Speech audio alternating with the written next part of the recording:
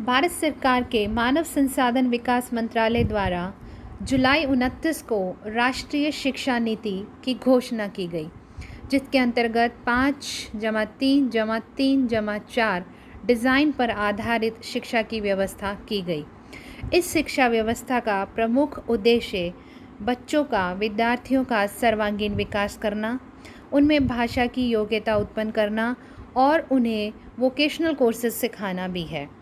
तो चलिए इसी पर बात करते हैं, इसी के बारे में जानकारी प्राप्त करते हैं।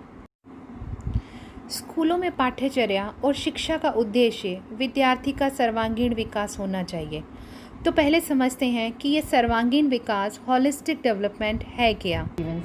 Which impact the child's physical, social, emotional and cognitive development. We integrate the domains to bring about more meaningful experiences for both teachers and, more importantly, children who learn and see the experiences as a meaningful home. In our motor development program, we stretch the psychomotor potential of our children. It also includes the development of their social, emotional competency.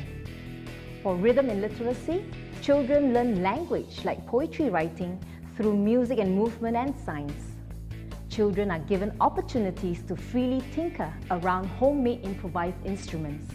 In doing so, children instinctively experiment with sequence and order, where they pick up pattern and repeat and reverse them and elaborate them.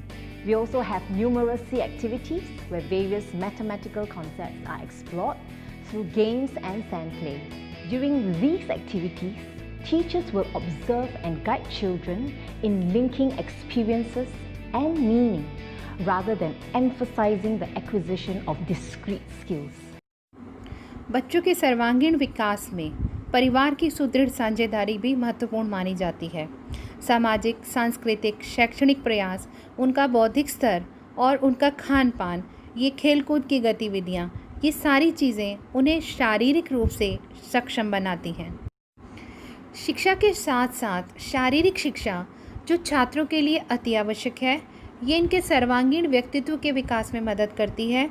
इससे नेतृत्व, team भावना, आज्ञाकारिता और अनुशासन जैसे कई गुणों का विकास होता है और हमारी शिक्षा प्रणाली में इसे अत्यधिक महत्व दिया जा रहा है। जब विद्यार्थियों के लिए पाठ्यक्रम बनाया जाए तो उसके लिए कुछ बातों का ध्यान रखना बड़ा ज़रूरी होता है।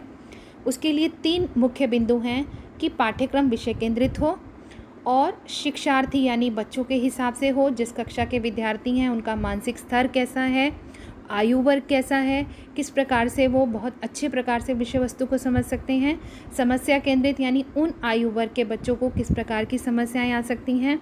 तो इन बातों को ध्यान में रखकर ही बच्चों का पाठ्यक्रम जो है वो डिज़ाइन किया जाता है। बच्चों को पढ़ाने के लिए बहुत ज़रूरी है कि जो भी पाठ उनको पढ़ाया जा रहा है उसे एक्टिविटी गतिविधियों के माध्यम से कराया जाए, जिससे उनके सर्वांगीण विकास में सहायता मिले और बच्चे इन गतिविधियों में शामिल होकर विषय वस्तु को पूरा सीख जाएं, यानी लर्निंग थ्रू द एक्टिविटी। ये हमारी शिक्षा प्रणाली का मुख्य उद्देश्य है। इस शिक्षा नीति में बच्चों को वोकेशनल एजुकेशन देने का भी प्रावधान रखा गया है, जिसके अंतर्गत विद्यार्थियों को retail management, beauty and wellness, patient health care, beauty culture, bakery, dairy, horticulture, transport system, banking, accountancy, stenography, computer application, यानी इस प्रकार के कोर्सेज सिखाए जाएंगे और जिनको करने के पश्चात वे स्वयं आत्मनिर्भर हो सकते हैं और देश की तरक्की में अपना योगदान दे सकते हैं और अपने लिए ही कार्य कर सकते हैं। किसी के अधीन रहने की भी उन्हें आवश्यकता नहीं है। और साथ ही साथ refrigerator, air conditioner, fashion designing, automobile technology, textile designing, drawing and printing, hotel management, catering technology, IT application, food production, mass media studies और मेडिकल डायग्नोस्टिक विषय शामिल हैं। यानी स्कूली स्तर पर बच्चों को इस प्रकार के वोकेशनल कोर्सेज़ प्रदान किए जाने, पढ़ाए जाने की पूरी व्यवस्था की गई है और जिसके चलते हम अपने शिक्षा के लक्ष्य को प्राप्त करने में पूरी तरह से सफल हो पाएंगे। तो ये थे कि स्कूली शिक्षा में पाठ्यचर्या और शिक्षा शास्त्र का उद्देश्य विद्यार्थी का सर्वांगीण विकास किस प्रकार से हो सकता है, ये आपको समझाने का मैंने प्रयास किया और मैं आशा करती हूँ आपको ये पूर्णतः समझ आ गया होगा। आपका बहुत बहुत धन्यवाद।